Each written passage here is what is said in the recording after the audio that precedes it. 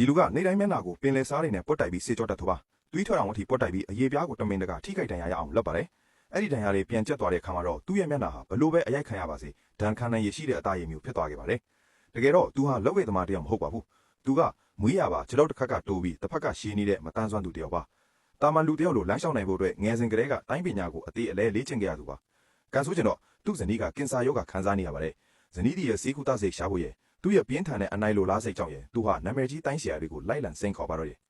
သူပထမဆုံးစိန်ခေါ်တဲ့သူကတော့တိုင်းမင်းသားလိုလူသိများတဲ့တရုတ်ဆောင်တယောက်ပါပရိသတ်တွေကတော့ဒီမင်းသားရဲ့တိုင်းပညာကိုအလှပြရုံတင်လို့ထင်ကြပေမဲ့ဒီလူကတော့သိနေပါတယ်အဲ့ဒီမင်းသားဟာတစ်ချိန်ကလက်နက်မျိုးစုံကိုကျွမ်းကျင်တဲ့လက်နက်ဘရင်တယောက်ဖြစ်ခဲ့ဘူးတာကိုပေါ့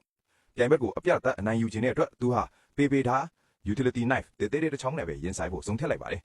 မင်းသားကတော့တန်တုတ်ကိုလက်နက်အဖြစ်တုံခဲ့ပြီးဒီလူကိုအလွယ်တကူနှိမ်နှင်းနိုင်မယ်လို့ထင်ခဲ့တာပါဒါပေမဲ့သူထင်တယ်လို့ဖြစ်မလာခဲ့ပါဘူးဒီလူကသူ့ရဲ့ပိုးညက်တဲ့အရာအမောင်းကိုအထုံချပြီးတန်တုံးရဲ့ eye check attack range အောက်ထဲကိုရှင်းပြစွာတိုးဝင်သွားခဲ့ပါတယ်ပြီးတော့ပေပေဓာလေးနဲ့တင်ပြိုင်ဘက်ရဲ့လေပင်ကိုလှိဖြတ်ပစ်လိုက်ပါတော့တယ်အဲ့ဒီနောက်တေဆုံးသွားတဲ့သူ့ကိုယ်ပေါ်မှာအမှတ်အသားတစ်ခုခြံထားခဲ့ပါတယ်ဒါဟာသူစတင်လိုက်တဲ့တပ်ပွဲတွေရဲ့ဏ္ဍန်ပဲဆိုတာတစ်ကမ္ဘာလုံးကိုသိစေချင်လို့ပါပဲ